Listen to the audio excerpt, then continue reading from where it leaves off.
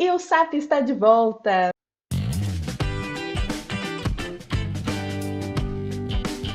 Mais um ano no canal e eu sempre aqui com vocês. Vamos continuar com as entrevistas esse ano. Se você recebeu essa notificação, que bom! Eu espero que as próximas do YouTube te notifique, mas se você ainda não, se você não recebe os nossos conteúdos, se inscreve aqui no canal, clica no sininho para você receber os conteúdos e principalmente segue a gente nas outras redes sociais, porque a gente avisa sempre por lá quando tem conteúdo novo, vídeo novo, texto novo, e tem muitas novidades indo por aí esse ano. Então, hoje a gente está com a professora Vanessa Verdade. Oba! Muito obrigada por ter aceitado o nosso convite, professora. Vamos Então, seguir. professora, conta pra gente, quem é você? O que que você faz? Tá, eu vou começar primeiro agradecendo, né? Porque agora eu estou me sentindo assim mais honrada ainda de ser a primeira entrevistada de 2022. Então, obrigada mesmo pelo convite, né? Que eu faço, né? Que eu sou? Então, eu sou professora da Universidade Federal do ABC. Eu trabalho com a área de zoologia, na verdade, com sapos, rãs e pererecas, né? Já ouvi que uma mãe não criou uma filha para trabalhar com coisas assim. Ah, Mas sim, minha mãe me criou para eu trabalhar com o que eu quisesse. isso é Ah, difícil. então a gente pode, apesar de mulher, né, trabalhar com sapo, rã e perereca. E se você não quiser trabalhar com isso, também não tem problema. Né? Mas cada um faz o que quer. Fico muito feliz trabalhando com isso. Então, assim, eu me formei em ciências biológicas e aí fiz um monte de trabalho de campo mesmo, de andar no mato, de bota, na lama, de noite, lanterna de cabeça, laguinho com jacaré, pegar cobra, Eita, tudo isso fez parte da minha formação, especialmente no momento da pós-graduação, né? Aí depois dei uma sossegada, porque a gente começa aquela fase de muito concurso, porque eu sempre quis trabalhar como professora de universidade, porque eu queria dar aula, mas eu também queria fazer pesquisa, porque eu sou cientista também, né? Assim, então eu sempre tive essa curiosidade, querer entender muito sobre as coisas, fazer pergunta, até ter esse tempo sozinha, de muita imersão em leitura e computador, e eu comigo mesma e a minha mente lá, blá, blá, blá, isso sempre me atraiu. Então, para fazer as duas coisas aqui no Brasil, você precisa trabalhar numa universidade pública, né? sim. Porque se eu quiser ser só pesquisador, eu posso ir para um instituto, por exemplo, de pesquisa, que dá, aí vão ter poucas oportunidades de aula, assim, eventuais palestras e tal. E se eu quiser ser professora, a gente tem todas as escolas aí, nos mais diferentes níveis, e aí eu poderia ser só professora, só professora Né? não, colegas. Eu sei que é muito ser professora. Estou dizendo que eu queria as duas coisas, né? Então, o meu investimento de carreira, aprendizado, sempre foi voltado para isso. E aí você, então, assim, primeiro, para eu poder virar professora e pesquisadora numa universidade pública, precisa ter pós-graduação, porque só se contrata doutores. Então, eu precisava passar pela graduação, pelo mestrado, pelo doutorado. Né? Isso me forma como pesquisadora. Eu fiz também, então, além do bacharelado em ciências biológicas, eu fiz licenciatura em ciências biológicas, que isso me ajuda, né, a montar a professora. Então, eu construí professora pesquisadora, e aí passei um tempão, então, no meio do mato, fazendo viagem e tal, aprendendo essa parte mais técnica da minha área de pesquisa. Depois comecei a prestar um monte de concurso e aí passei finalmente, depois de um monte, tá? Só para dizer que assim, é difícil mesmo, a gente toma muito não no meio desse caminho, a gente sofre bastante, porque são poucas vagas, está muito pior ainda. Então, assim, hoje para o pessoal que está agora saindo do doutorado, a gente tem muito mais doutores e muito menos vagas nesse momento, especialmente, está muito difícil, né? Então já era difícil antes, está mais difícil agora. Então, eu entendo esse momento de sofrimento dos alunos. A gente, no mestrado e doutorado, é tudo bolsista, né? E aí o pessoal acha que bolsista não trabalha e que fica usufruindo de bolsa. Gente, a gente trabalha mais ainda e não tem nenhum benefício, né? Então, você não tem férias, não tem 13º, não tem direito a plano de saúde, vale qualquer coisa, não tem nada. Você está estudando, porque você está se formando, mas a gente também está realizando o nosso trabalho, que é pesquisa científica, e que fica disponível para a sociedade depois mesmo da gente se formar. Então, na verdade, não é mão única, né? É mão dupla. A gente sim, a gente está aprendendo no processo, mas a gente está devolvendo um resultado. E aí, quando eu prestei esse monte de concurso, eu fui tomando muito não, mas de repente chegou o sim, que foi na Universidade Federal do ABC, né? Eu Ufa, tentei, eu sorte tentei, enorme. olha, obrigada. Mas eu tentei duas ou três vezes agora, nem me lembro mais, até chegar à área de fato, que era a minha área de concurso, que era zoologia de vertebrados, né? Aí eu Uhum. finalmente entrei, e eu falo mesmo para meus alunos, falei, gente, aproveitem, me aproveitem, porque assim, eu estou exatamente onde eu queria. Eu posso dizer, assim, sou muito grata, porque na vida não é só nosso esforço, né? Tem o que veio antes, então entendo sim meu lugar de privilegiada, pude estudar, fiz a minha graduação na USP, por exemplo, né? Pude fazer cursinho, meu pai podia pagar cursinho para mim, etc. Então, assim, tive esse apoio familiar, esse privilégio todo, consegui entrar, fazer a faculdade, teve a minha parte com certeza, sempre estudei muito, tentei muito investir, mas a gente sabe que na vida não é só isso, tem uma sorte ali também no meio do caminho, que te coloca às vezes no lugar certo e na hora certa, e assim, muito feliz por poder ter a chance de chegar agora com quase 50, 47, e poder falar que, bom, eu estou exatamente onde eu queria. Eu sou professora e pesquisadora na universidade pública, e ainda assim, eu queria que fosse no estado de São Paulo, aí por questões familiares, etc., porque você tem também todo o contexto da sua vida que te também conduz nossas escolhas um pouco.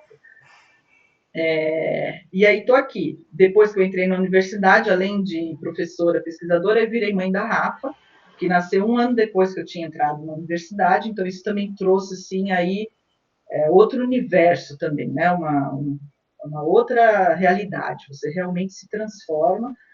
E eu gosto de dizer que me fez uma professora melhor, porque olhar o ser humano ali se formando desde pequenininho, né? Essa parte cognitiva, as dificuldades, noção de escala, de tempo, compreensão literal, até a hora que começa a sacar o que está nas entrelinhas. Isso é muito legal. Ela está com 10 anos agora, né?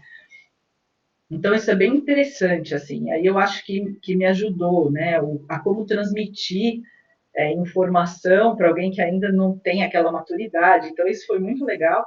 E aí aumentou meu interesse, que eu sempre tive, mas eu realmente nunca tinha investido direito. E aí começou a crescer essa minha vontade de fazer divulgação científica também. Uhum. Primeiro por causa dela, daí depois pelo próprio contexto do país, né? Assim, especialmente lá em 2018, a gente, como professor, pesquisador de universidade pública, a gente ouviu cada coisa e desde então, né, assim, parece que as coisas foram reveladas, os pensamentos da sociedade sobre o que era a universidade pública, o que faz um pesquisador, o que é ciência, elas foram assim aparecendo com uma clareza que a gente já sabia que existia uma deficiência de compreensão de como as coisas funcionavam, mas isso escancarou assim, e às vezes a gente vê até nossos próprios alunos dentro da universidade, nesses grupos de Facebook, etc., falando coisas, falando, mas gente, você está lá dentro e você está falando uma coisa dessas, então você não conhece o que a gente faz na universidade, né? Isso me assustou demais. Eu comecei a ficar incomodada com. Eu falei, bom, a gente tem que ganhar desse movimento, né? Assim, como que a gente pode ganhar? Então, aí atrás um pouco de compreender esses mecanismos de como que pode parecer óbvio para mim, tão óbvio, uma informação, e para outra pessoa, ela entende totalmente oposto, é a mesma coisa acontecendo, eu estou interpretando de um jeito e a pessoa está interpretando de uma maneira completamente oposta, não dá nem para conversar, né? É uma coisa assim, não adianta apresentar fatos, não adianta argumentar, parece que tem uma parede, o que está acontecendo? Então, eu comecei atrás um pouco disso, o que está acontecendo, o que a gente pode fazer, como é que a gente pode mudar. E a coisa que era mais fácil no meio disso era começar a trabalhar com divulgação científica, nem que fosse para aumentar conteúdo, só aumentar conteúdo de qualidade na rede. Porque besteira tem tudo quanto é lugar de monte. E aí, só por chance, as pessoas entram mais frequentemente em contato com besteira do que em contato com informação correta, né? Falei, então vamos lá. E aí, um investimento insano em grupos de WhatsApp, de família, prédio, escolas, né? Acho que eu fui expulsa de vários, porque as pessoas não querem ouvir, sabe? Às vezes elas querem simplesmente seguir essa onda aí, que está de acordo com o que elas pensam, enfim. Então, comecei a investir também um pouco mais em divulgação científica. E hoje eu faço a parte da pesquisa no programa de pós-graduação em Evolução e Diversidade, orientando a parte de morfologia, de evolução, de descrição de espécies novas de anuros, né? Então, sapo, rã e perereca. Trabalhando na parte da graduação, dando aula para as turmas de bacharelado em ciências biológicas, também para licenciatura, e também para os bacharelados e licenciaturas interdisciplinares, né, na UFABC, sempre em disciplinas das áreas de biológicas, então evolução, ecologia. Evolução é a evolução e diversidade da vida na Terra, ecologia é biodiversidade, né, interação entre os organismos e ambiente, e na área do bacharelado mesmo, a parte mais de zoologia de vertebrados e morfologia animal comparada também. E aí, na divulgação, entrei para um grupo também de extensão, que é o Guia dos Entusiastas da Ciência, e aí comecei a participar produzindo texto, né? Então, tem texto, principalmente, agora, já aí vai ser uma novidade, que são audiotextos, que a gente também está investindo, e estou investindo nessas 3 frentes, né? Sem deixar de lado a mãe, a filha, a irmã, coisa, a gente tem que manter nessa loucura que foi, né? Então, Nossa, essa imagina que sou deve eu. ter sido uma coisa doida. Posso resumir assim, eu sou doida. Eu falo para minha filha, ela fala assim, mãe, você parece doida. Eu falo, filha, as doidas são as melhores. É isso. Tem que ser E um não pouco tem doida para errado, não. sobreviver. 1000 coisas ao mesmo tempo, vamos lá, vai seguindo. Essa sou exatamente eu, doida. Vou rápido, vai fazendo. Adorei. Muito bom, muito bom. Mas, professora, fala pra gente, o que exatamente é essa tal de zoologia de vertebrados que você dá aula, que você trabalha com? O que que é essa zoologia zoológico? Não.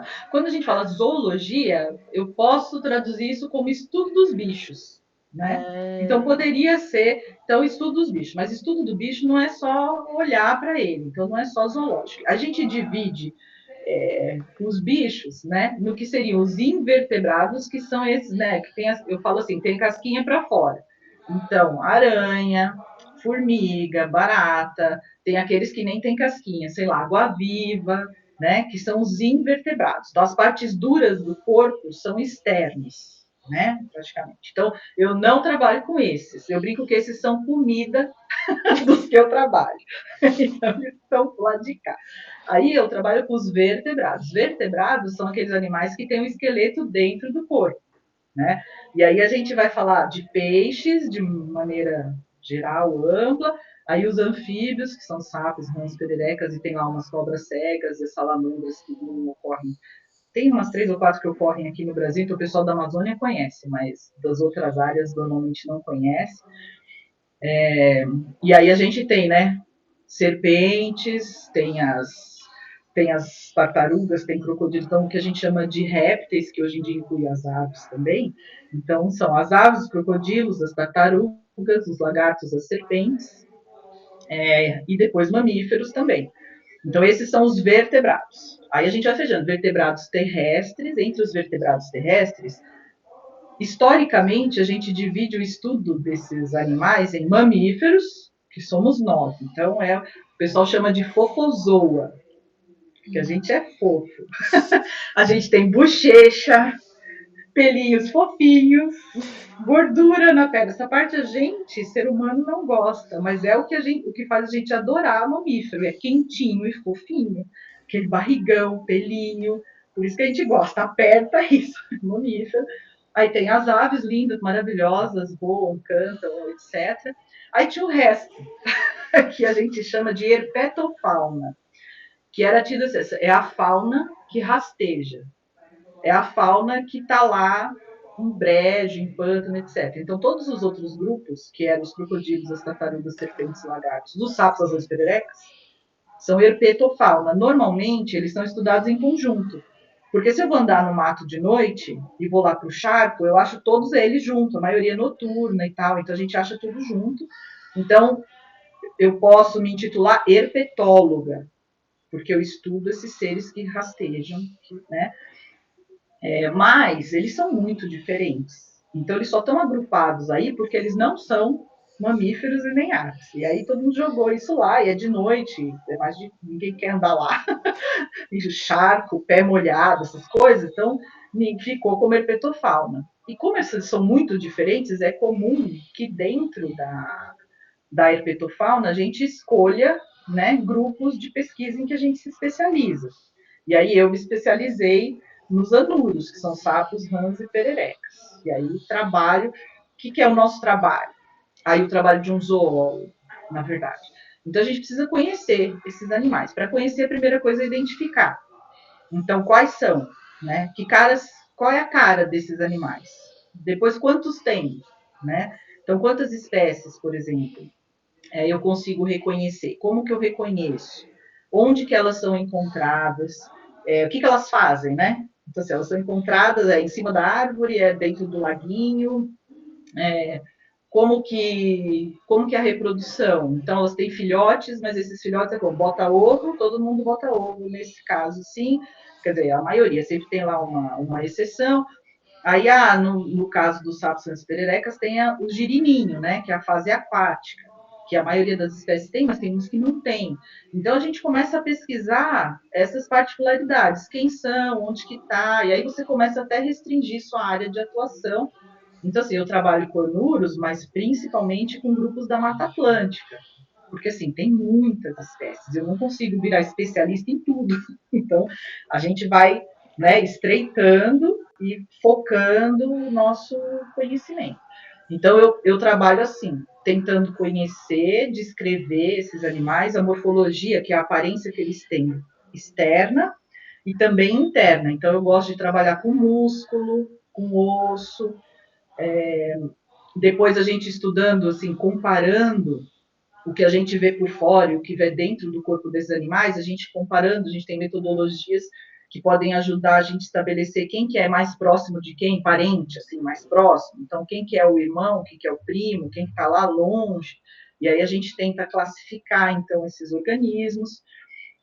E aí, sempre que a gente vai, cada vez que a gente conhece um pouco mais de qualquer animal, você começa a conhecer do que ele precisa e o que é que está fazendo falta no mundo que a gente está hoje, né? Então, aí você quase que inevitavelmente começa a trabalhar com conservação também, porque começa a acender os sinais de alerta. Fala, gente, olha, eu estou vendo, esse organismo precisa de um ambiente com essas características e a gente está destruindo o ambiente para construir estrada, casa, hidrelétrica, né? Então, o que vai acontecer com ele? A gente começa, então, eu tenho, então, duas linhas. Eu tenho uma linha que é essa mais de zoologia, que eu falo que é raiz, né? E tem a de conservação, que é uma coisa que às vezes chama até mais atenção mesmo. Os alunos costumam sempre me procurar querendo trabalhar com a parte de conservação, porque ela é mais, assim, você sente que está fazendo alguma coisa, né? Você gosta tanto, quer salvar aquele grupo, e você quer fazer alguma coisa por ele, chama atenção, porque eles são importantes, etc. Então, também tem a parte da conservação. Aí eu vou trabalhar com essas coisas de poluição ambiental, alteração climática, doenças emergentes, como é que esses fatores estão atuando sobre as espécies que ocorrem, principalmente aqui no Brasil, na região sudeste. Quais são, então, as coisas que estão afetando o ambiente em que esses animais ficam? Assim, que nem Tá, eu imagino que eles comam pernilongo, por exemplo. Eu não gosto de pode pernilongo, para comer. mim os pernilongos poderiam acabar. Ninguém. Não gostar de pernilongo é diferente de achar que podia acabar. Eu costumo brincar assim, por que a gente quer que acabe? Porque o pernilongo está no lugar que ele não devia estar, que é na nossa casa. Bom, talvez a gente não devesse estar, porque a gente que É, invadiu. A pensando bem, questão é ele o morava aqui primeiro, desequilíbrio. né? Quando se a gente tem toda essa rede, essas comunidades naturais, né? Do pernilongo, o sapo come pernilongo, a cobra come o sapo, sei lá, o guaxinim que pode comer o sapo também. Se a gente deixa tudo como está organizado, funcionando muito bem na natureza, nada sai de lá e invade a cidade, né? Normalmente é isso. A gente, inclusive, tem o que a gente chama de fauna, que são os grupos de organismos que são associados mais às cidades, mais urbanos. Então, assim, o pardal, você não acha no meio, que é o passarinho, né? Você não acha no meio da mata, você acha na cidade. Pomba, essa pomba urbana, você acha na cidade. O rato de cidade, você acha na cidade. Quando você vai para o meio do mato preservado, uma floresta atlântica, por exemplo, que está bem preservada, você não vai achar esses animais, porque eles de fato acompanham a população humana. A gente chama de fauna que acompanha assim, periantrópica, antrópica, que o antrópico é associado a seres humanos, né? Então aí você encontra associado à cidade, e o que está no mato fica no mato. O problema é quando a gente começa a invadir essas áreas de mata e destruir ou diminuir qualidade de hábitat, principalmente. Então a gente entra no mato para fazer trilha, deixa lixo, começa a coletar orquídea porque é bonita, bromélia porque é bonita, xaxim porque é legal, e aí a indústria lá perto emite gases poluentes, chove chuva ácida ou coisa assim, e aí mata uma árvore lá que era antiga, da floresta primária, ela cai, derruba outras, então abre uma clareira e muda a luminosidade, muda a umidade, então a gente tem menos árvores agora e tem mais uma vegetação mais aberta, arbustiva, isso muda a condição de umidade, muda a condição da serrapilheira, que é aquele monte de folha que cai no chão da floresta. Se muda isso, muda a quantidade de insetinhos, muda quem é que ocupa essa região. Então, normalmente, a gente tem muitos sapinhos de espécies diferentes, grupos diferentes, que ocupam essa folhagem que fica no chão da floresta. Tem algumas regiões, quando elas estão mais degradadas, a gente vê uma substituição por pequenos mamíferos. Então, você vê muito mais tipos de ratinhos. E aí, se a floresta está um pouco degradada, você começa a ver até o rato mesmo penetrando na floresta. Isso é péssimo, porque a gente começa a criar uma ponte para trazer coisas da floresta, patógenos, organismos que causam doenças, ou potencialmente poderiam causar doenças em seres humanos, para a cidade, né? Então, assim, o vírus está lá na floresta e ele só infecta, sei lá, um mamífero lá qualquer, mas daí agora vai um rato de cidade, dá uma voltinha na beira da floresta e volta. E ele traz um vírus desse, começa a disseminar, às vezes, entre os próprios ratos, depois um gato que comeu o rato, um cachorro que mordeu não sei o quê, e de repente um dia está em você. Ou por causa de urina, ou mosquito, que nem a gente tem o mosquito Aedes aegypti, é um horror, né? Porque ele, na verdade, carrega um monte de tipo de vírus, ou tem potencial para carregar um monte de tipo de vírus dentro dele. E como ele tem o ciclo urbano, se a gente traz algum vírus desse, contamina uma pessoa, mesmo nessa área próxima de floresta, um Aedes aegypti pica essa pessoa e leva esse vírus para outro lugar da cidade, isso começa a se espalhar. A gente pensando assim num centro urbano como a gente tem aqui, São Paulo, Santo André, São Bernardo, Diadema, né? Osasco, tá tudo junto, né? Imagina a possibilidade de hospedeiros, né? E o alcance que essa doença poderia ter. Então, o problema que a gente teria. Por isso que recentemente a história da febre amarela, ela não foi foi séria, mas não chegou no que poderia ser de desastre, porque ela não entrou no ciclo urbano. Ela só ficou realmente no ciclo ali com os mosquitos de área silvestre, infectando eventualmente pessoas que moravam próximos dessas áreas mais florestadas, né? Ela não entrou para o ciclo urbano, mas se ela entrasse, a gente podia ter tido um problema maior ainda, né? Então, assim, esse transitar para dentro da floresta dos nossos animais de estimação, então você tem o gato, deixa ele solto, ele vai lá para dentro, do cachorro, de perto de sítio, que entra e sai, ou o macaquinho que está lá dentro da mata, você dá banana de manhã no seu quintal, porque a gente tem alguns que entram aqui para o meio do bairro, no museu aqui do Ipiranga tem os saguizinhos, que são saguis da Bahia, que o pessoal trazia antigamente porque queria ter de estimação, depois ele cresce e fica bravo, e porque quando fica adulto, começa um monte de hormônio, começa a brigar por hierarquia, morde o dono, daí o dono não quer mais e solta no parque onde tem árvore, porque beleza. Então, assim, eles estabeleceram populações aqui, saguizinho de tufo branco, mas eles não são de São Paulo, eles são lá da Bahia, então, mas tem aqui agora. Então, você tem assim, e aí essa mistura de fauna desequilibrada, porque esse que é o problema, você começa a tirar as coisas do seu lugar. Aí, o que a gente vê na natureza? diante de uma perturbação, a nossa expectativa é que se construa naturalmente um novo equilíbrio. Mas o novo equilíbrio pode não ser bom para a gente. Então, você começa a ter mudança, sei lá, na quantidade de infestação de mosquitos, por exemplo, deslocamento da distribuição. Então, às vezes você constrói a usina hidrelétrica, inunda um monte de área numa determinada cidade, isso provoca uma distribuição do mosquito, por exemplo, afeta a comunidade. Então, assim, a gente tem que tomar cuidado com o que a gente mexe, porque o mecanismo de manutenção disso tudo é muito complexo, é uma rede, né? E dependendo de como você perturba a rede, às vezes ela só dá aquela mexida e beleza, aguentou. Mas depende do que você tira, ela cai. E a reconstrução é complexa, que é algo que a gente já está vendo com a alteração climática, né? O aquecimento global é um problema, isso já é fato. Deixa o povo discutir de quem é a culpa. Enquanto eles estão discutindo de quem é a culpa, está rolando. Né? Então está aquecendo, a gente está vendo derreter geleira, aporte de água doce no mar. Se eu for falar mais especificamente dos meus bichos, você tem alteração de regime de chuva. Aí quando chovia, então assim, se antes era previsível, olha, todo mês de outubro chove em tal região. Então os sapos da região evoluíram num lugar que todo mês de outubro chove. Então todo sapo que ia lá botar seu ovinho na água em outubro estava garantido, porque chove, o girino nasce, desenvolve, etc.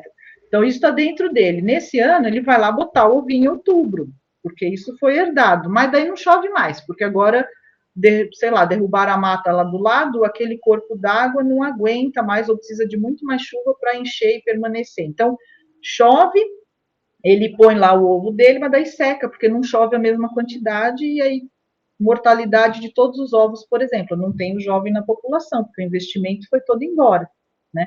Quando vira imprevisível, é um problema sério para as populações naturais, porque como que os bichos têm como se fosse, então assim, na maioria dos casos, as informações todas, né, o como perceber o ambiente é algo herdado, né?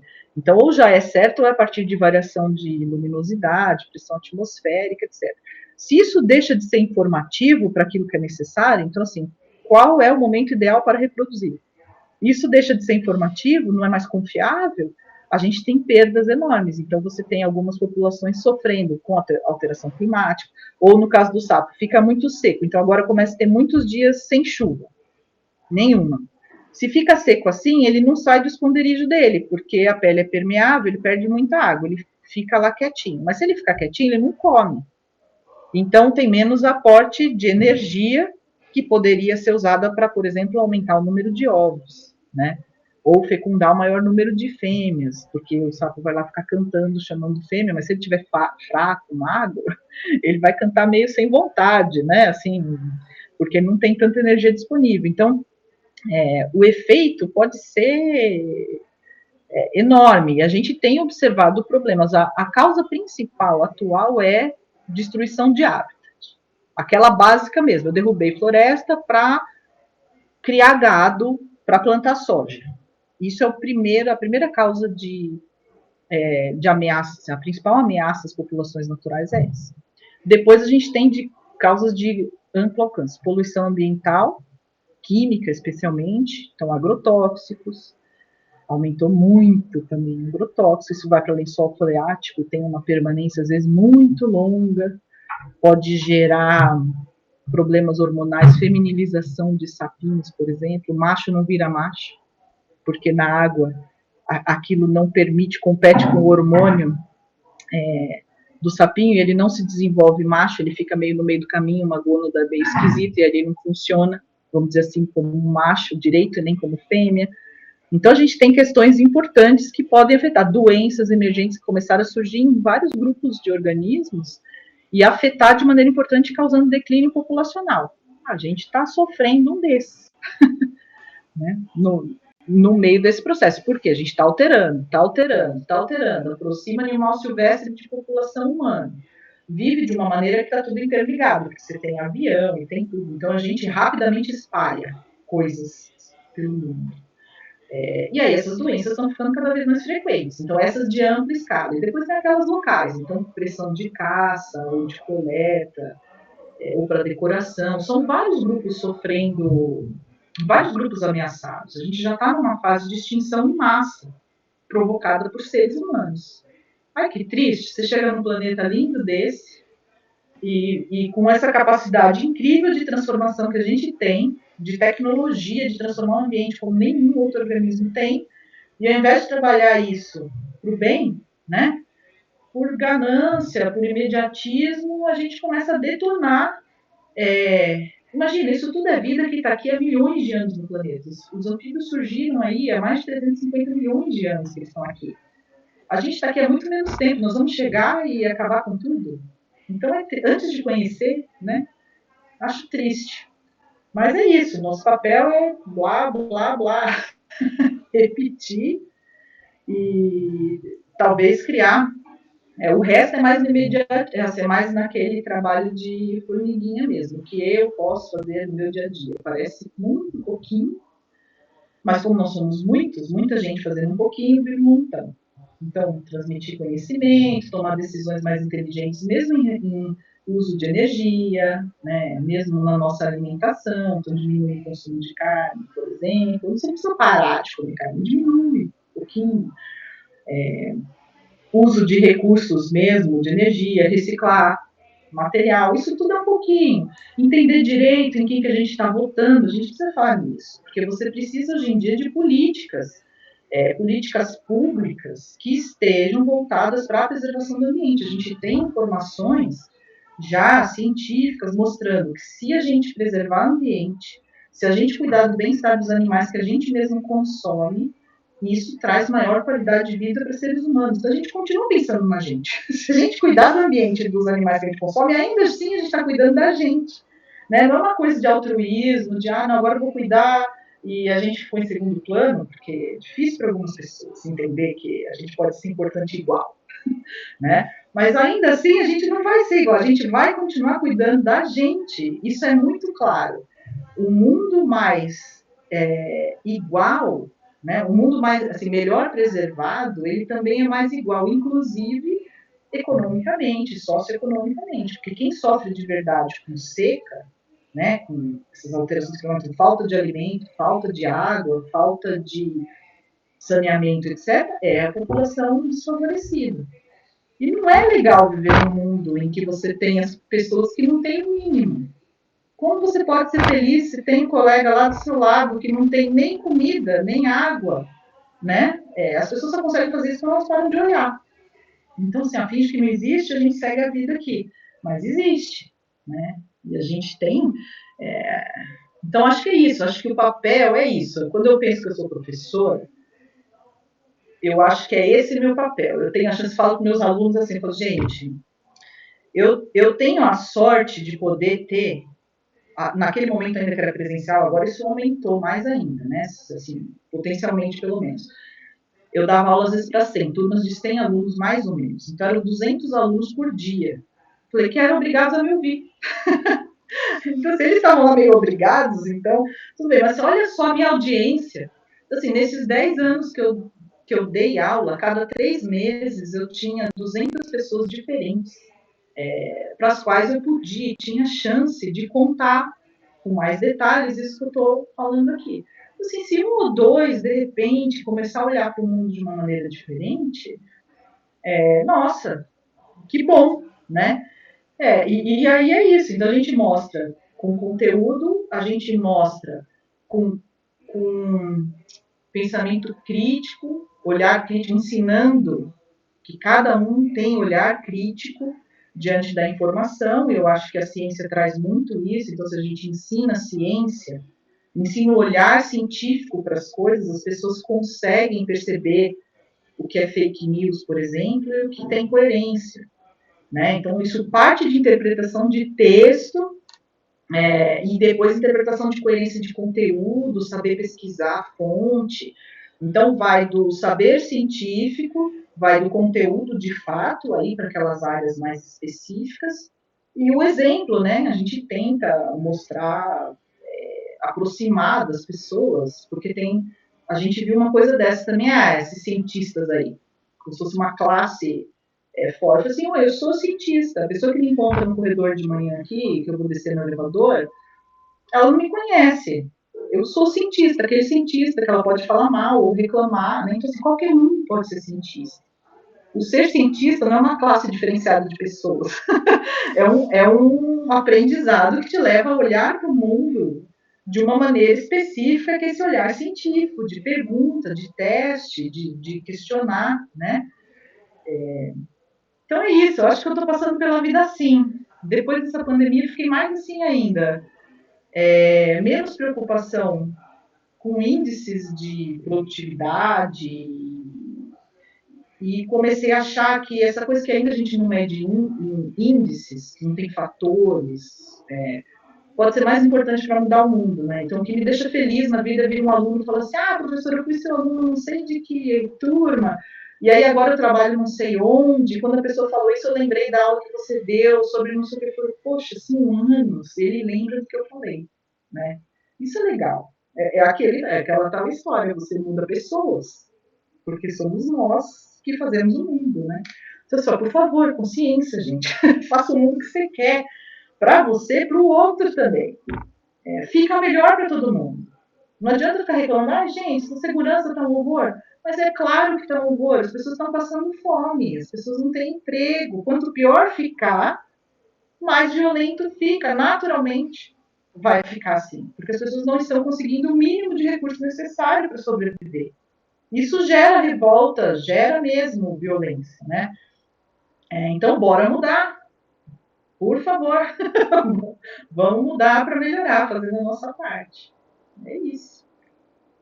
Sensacional, professora. Nossa, sensacional. Acho que é tudo isso. E é engraçado como uma coisa puxa a outra mesmo, né? Que nem a gente faz uma fábrica ali naquele lugar e a gente pensa, mas é só uma fábrica. Mas não, ela tá mudando a floresta que tem em volta ali, coisas do tipo. Principalmente em relação a sapo, né? Que o pessoal geralmente não gosta muito. Eu acho o sapo. Hum, olá, sapo. Ó, Bom dia, sapo. os sapos, eles até que melhoraram um pouquinho ao longo do tempo, sabe? Porque virou uma coisa de fofo, de coisinha assim de caneta, né? Então eles ficaram meio bonitinhos. Mas foi muito pior já na vida. Então a gente sabe, não encosta, né?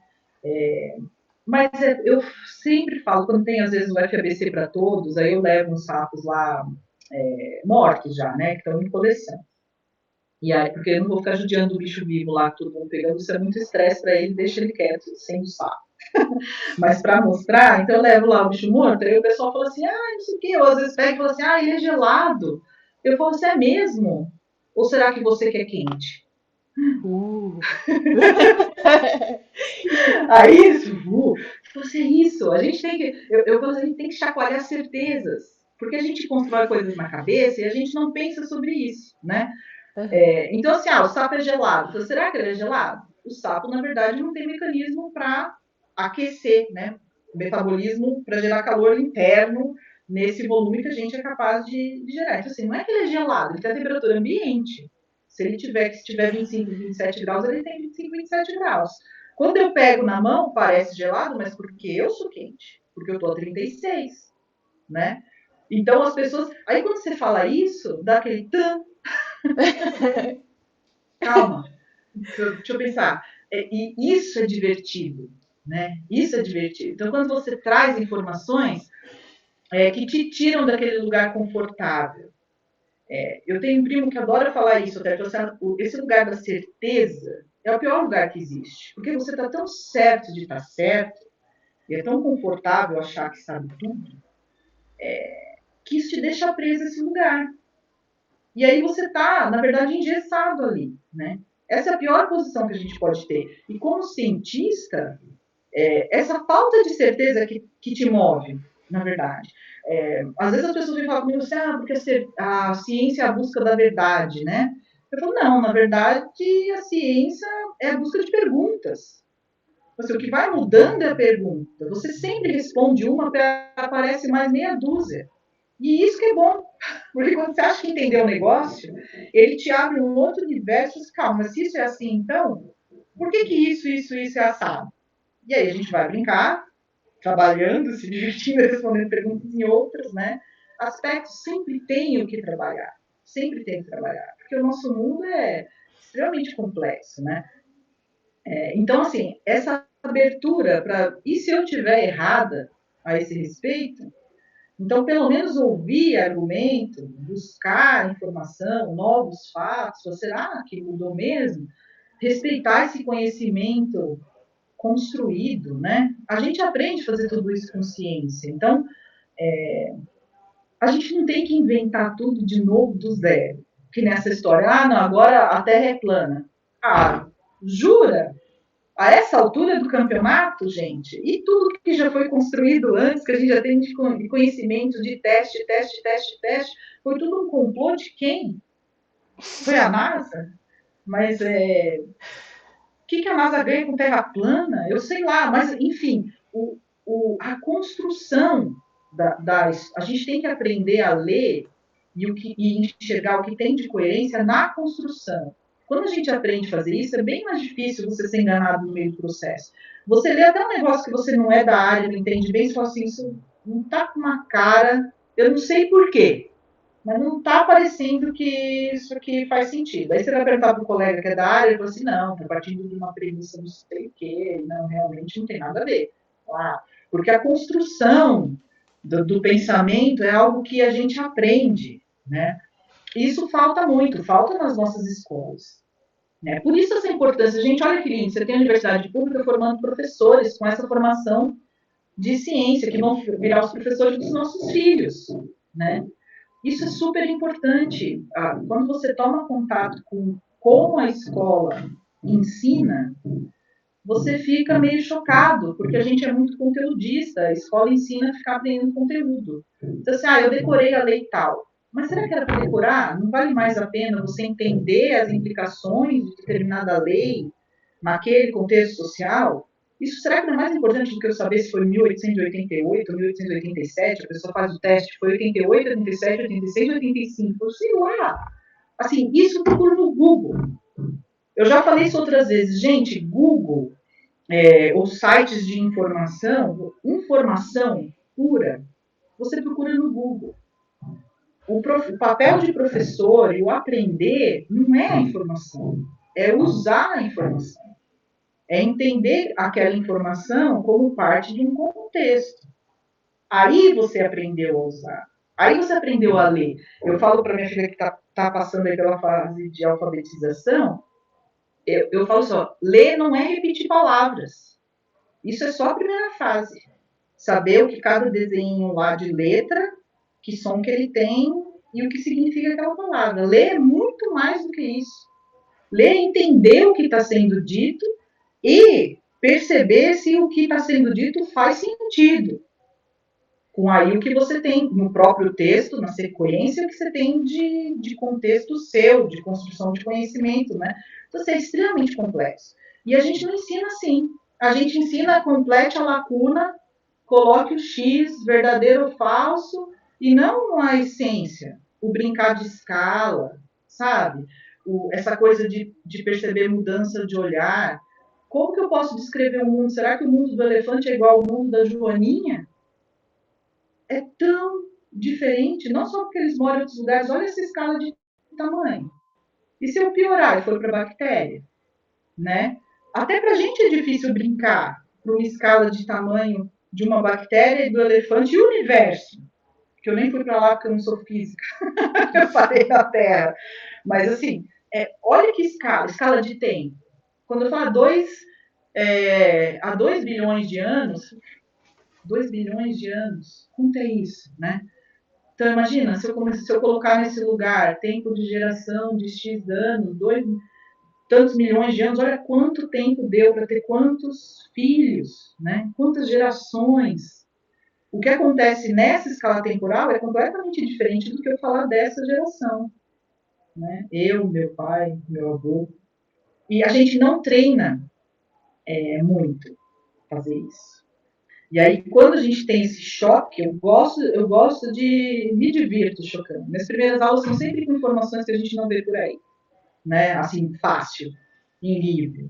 Então, sei lá, recentemente as plantas são capazes de ouvir. Aí você fala, oi? Mas como? A gente não sabe como ainda, mas elas ouvem. Como você sabe que elas ouvem? Ah, porque rolou lá um experimento que os pesquisadores gravaram no gravador a lagarta comendo a folha de uma determinada planta. Depois tiraram a planta, não tem mais nada, planta nova, sem lagarta, tocaram o som da lagarta comendo a folha da planta. A planta ligou todos os mecanismos fisiológicos dela para evitar herbivoria, compostos lá secundários, químicos, etc. Ela ouviu o som da lagarta. Depois tem o meu texto sobre isso lá no blog do Guia dos Entusiastas da Ciência. Porque é Descrição. incrível. É. Poxa, eu falei, gente, porque quando eu li, achei isso incrível, por isso que eu fui escrever o texto. Eu falei, mas como assim? Mas a gente não tem resposta. Isso é outra coisa legal de ciência. Eu posso falar, eu não sei. Como ela ouve? Não sei. E aí todo mundo fica nervoso com isso. Você tem que pôr um negócio lá, né? Como assim você não sabe? Tem que ter uma informação. Ainda não sei. A gente ainda não sabe. Só que assim, se você tocou o som da lagarta e ela respondeu, ela ouviu. Falta de outro termo. Porque foi isso, foi onda sonora, então ela sentiu vibração de som, sei lá, mas que ela respondeu ao som da lagarta, ela respondeu. Então isso é divertido, você fala, cara, é uma planta. Então, assim, já me senti mais normal de conversar de manhã com as minhas samambaias. Tipo, bom dia, lindas! Como vocês estão lindas e verdinhas hoje? Agora eu sei o que eu estou fazendo. Mas isso não muda, aí você não começa a pensar, tem tanta coisa que a gente acha sobre os outros bichos mais próximos, então, da gente. Será que a nossa interpretação está correta ou completamente equivocada? Porque no final a gente interpreta os outros organismos aos nossos olhos. Se eu não percebo algo, não reconheço uma mudança qualquer, ela não existe. Mas não é assim. Pode ser um problema meu em medir e detectar a mudança, né? Tanto que essa coisa com plantas foi muito legal, porque foi um pesquisador da Unesp, se eu não me engano, que veio fazer uma palestra primeiro, chamou atenção para essas coisas. Porque teve um momento na história de estudo de plantas que você teve uma divisão. Então, tinha uma área de fisiologia, que estava estudando mesmo a parte química, e tinha uma área de campo elétrico, assim. E a de química ganhou força e virou assim, a linha principal de pesquisa de botânicos dessa área. E ninguém mais trabalhava com campo elétrico. Mas quando começaram a trabalhar com campo elétrico, começaram a perceber respostas que não percebiam com a parte química só. A ponto que a gente sabe hoje que uma planta reconhece meia-irmã e ela responde diferente. Se você plantar no vaso duas plantas que não são parentes e tiver falta de água, elas competem pela água que tiver. E se você plantar no vaso duas plantas que são irmãs ou até meia-irmãs, então, e você jogar água, elas dividem a água. Isso é incrível. Não estou falando assim de coisas que, sei lá, a vida secreta das plantas, que não teve testes ou explicações que você ultrapassa o que é científico, do que a gente consegue de fato detectar. Não, é teste de laboratório. É naquela base, ouviu a gravação, quer dizer, entendeu aquela gravação. Como? Não sei. Não sei. Mas que a gente obteve resposta, a gente obteve. E agora que a gente está fazendo, estudando mais, né? A gente foi ver golfinho, o golfinho tem um som e uma postura que indica o nome dele. Então eles te chamam por nomes. Isso não muda o jeito que você vê um golfinho? Se ele reconhece e tem um nome, isso é incrível também. A gente não sabia, até alguém ficar lá olhando o golfinho e interpretando tudo um tempão, gravando e perceber que sempre tinha aquele som, aquela postura, né, na hora que aparecia aquele determinado indivíduo. Assim, imagina quanta coisa que a gente não sabe. É preciso humildade, gente. Essa coisa de se achar o top evolutivo do planeta, calma, menos. Vamos baixar um pouco. Acho que quando a gente, ao invés de se achar top, se a gente se acha parte, é melhor, porque aí a gente está junto, né? E aí a gente cuida como grupo de tudo, de todos os organismos. E as pessoas têm dificuldade de ver isso. Então, assim, tem gente que acha que o ser humano não é bicho. Né? Eu brinco que é um bicho diferentão, porque tem aí uma capacidade meio doida, exagerada de alterar o mundo, né, de ficar se questionando sobre nessas, sei lá, sua própria existência, etc. Mas, assim, no funcionar, a gente é tão bicho quanto os outros, né? Eu achava que a gente devia parar de se achar tão especial assim, porque quem sabe a gente pudesse fazer mais. Porque a impressão que eu tenho é que a gente acha que pode consertar tudo. Vamos estragando, que depois a gente dá um jeito. Mas não é assim que funciona. O estragando o resto estraga a gente também. E aí, para você recuperar, isso é difícil, né? Então é isso, por isso que eu falo, tá vendo? Eu sou doida, eu parti lá do ser professora da UFABC, estudar sapo, mãe, e vou viajando. Não, mas foi ótimo, adorei, adorei. E aí, agora pra gente encerrar uma rodada de rápidas respostas. E pergunta rápida para uma resposta rápida. Ixi, deixa eu ver se sou rápido, sou indecisa.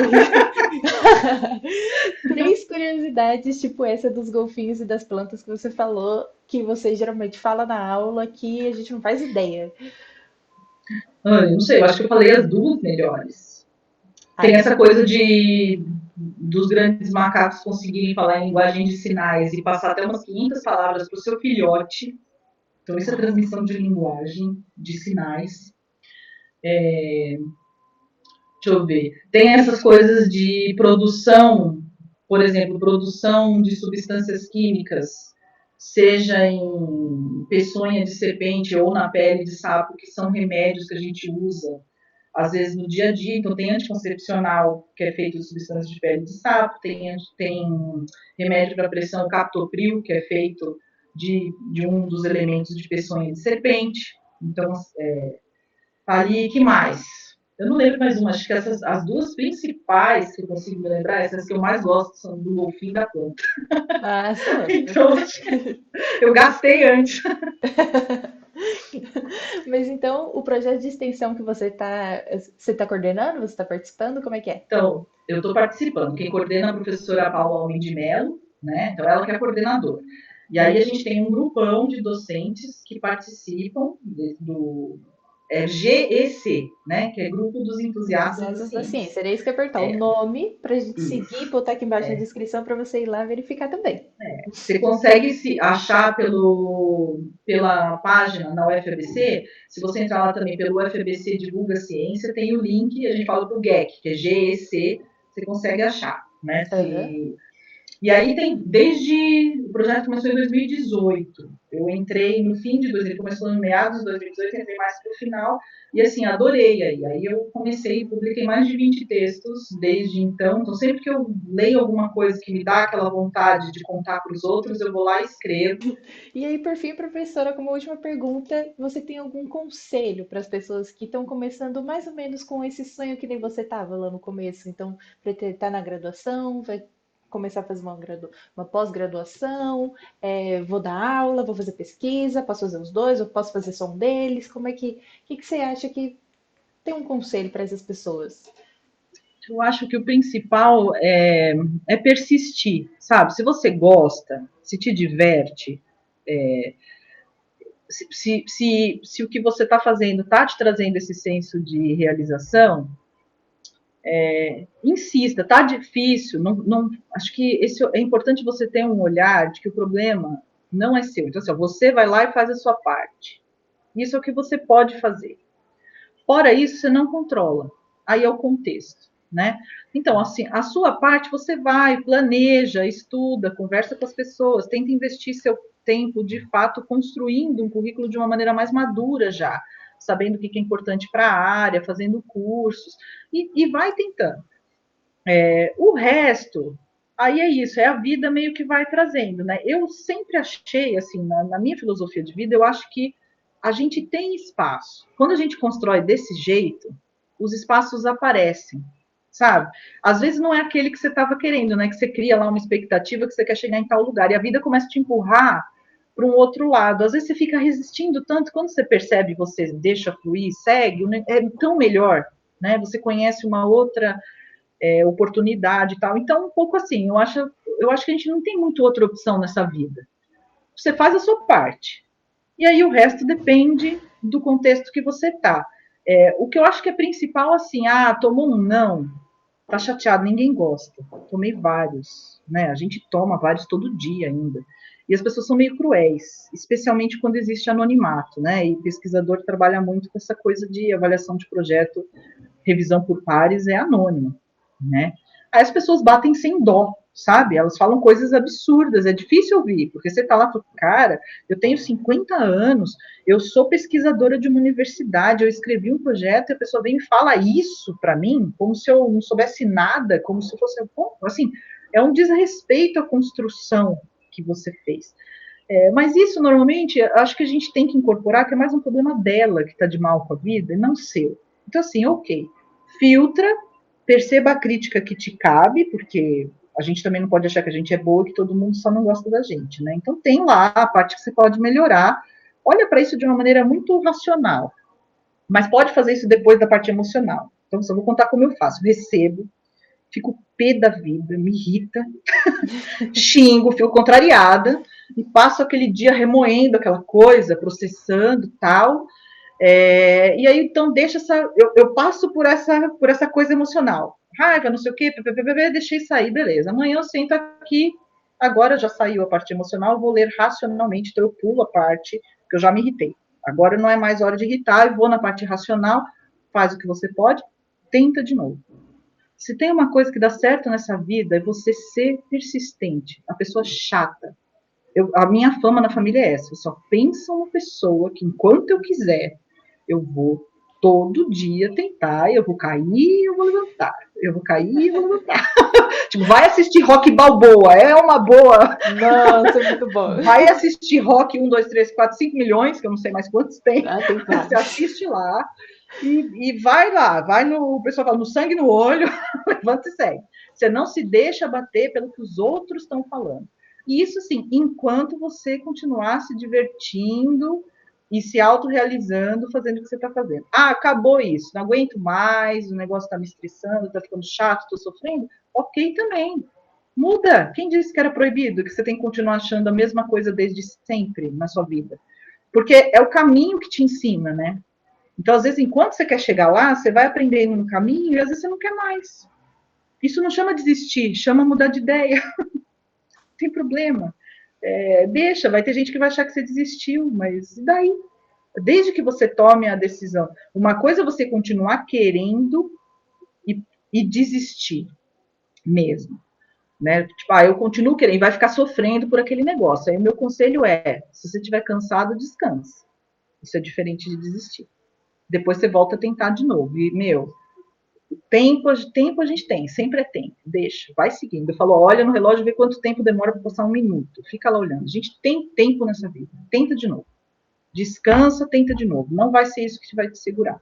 Agora, se parou de realmente te dar prazer, te agradar, ficou triste, então muda de ideia, porque tem outros caminhos. A gente normalmente gosta de muitas coisas.